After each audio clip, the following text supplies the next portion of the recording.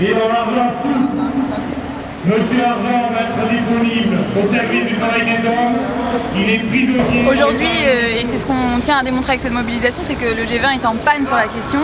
Il a beaucoup parlé des paradis fiscaux, il a déclaré une guerre sans merci à ces territoires en 2009. Depuis, quelques efforts ont été faits, notamment entre les pays riches, mais les pays du Sud n'en ont absolument pas bénéficié. Et même pire, la situation régresse, puisqu'il y a des paradis fiscaux comme la Suisse qui mènent une contre-offensive très forte et qui ont réussi à convaincre l'Allemagne et la Grande-Bretagne, par exemple, de protéger le secret bancaire suisse en échange de quelques espèces sonnantes et trébuchantes. Alors le premier moyen de pression, je dirais, c'est que les citoyens disent oui, la fiscalité c'est important, c'est une responsabilité citoyenne, on ne va pas essayer de tout faire pour essayer d'échapper à l'impôt, donc c'est remettre en responsabilité la contribution financière qu'est la fiscalité. Pour l'instant, il y a des règles indicatives qui disent vous devriez publier telle chose, ne faites pas telle chose en termes de dégâts écologiques.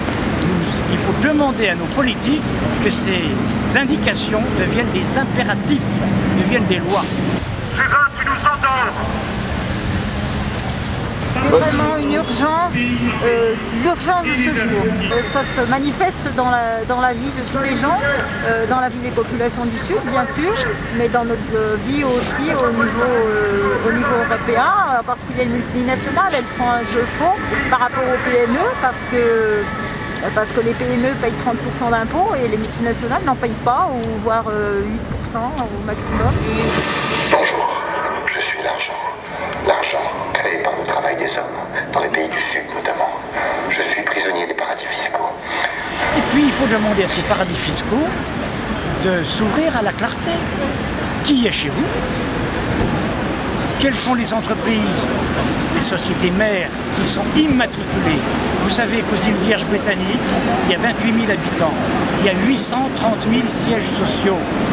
Mais le jour où le paradis fiscal, les paradis fiscaux seront obligés de publier ce genre de scandale, quelque chose a changé.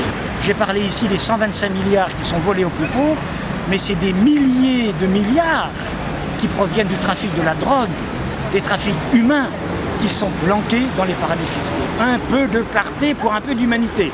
C'est indispensable de prendre conscience de faire quelque chose. Et au niveau individuel, on ne peut pas faire grand-chose, mais avec d'autres, on peut. Et puis, la pression de l'opinion publique. Il y a énormément de moyens qui sont disponibles et ils sont bloqués. Et ils sont stérilisés et c'est un scandale. Aujourd'hui, notre revendication principale, c'est que le G20 tienne effectivement les engagements qu'il a pris en 2009 et notamment ne s'intéresse pas simplement à l'échange d'informations entre les États, mais cible les premiers utilisateurs des paradis fiscaux, qui sont les entreprises multinationales et les banques internationales.